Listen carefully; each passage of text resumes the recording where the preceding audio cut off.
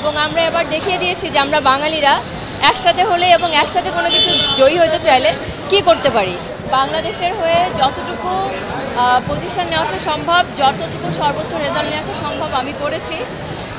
But Bangladesh বিধায় আমাদেরকে আরও অনেক বেশি কাজ করতে হবে, অনেক বেশি এগিয়ে যেতে হবে, সো দ্যাট যেন বাংলাদেশ থেকে পরবর্তী যে কন্টেস্ট্যান্ট যায় তারা আরও বেশি ভালো মার্ক পায় এবং তারা ভালো জায়গায় যায়। আর এটা এমন একটা প্রতিযোগিতা যে প্রতিযোগিতায় 50 বছর 60 বছর চেষ্টা করেও মানুষ পজিশন পায় না।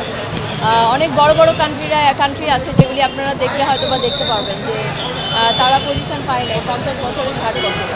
তো সেটার জন্য অনেক কাজ, বিজনেস ওয়াইজ রিলেশনশিপ থাকতে হয় মিস ইউনিভার্সের সাথে, একটা দেশের সাথে মিস ইউনিভার্সের রিলেশনশিপ থাকতে হয়, মানে গভর্নমেন্টের সাথে, এবং দেশের নাগরিকদেরকে অনেক এগিয়ে আসতে হয়, যেটা আমি পেয়েছি।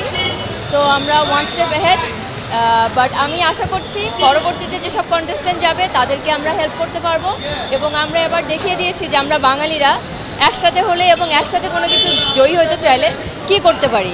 I think that's what we prove.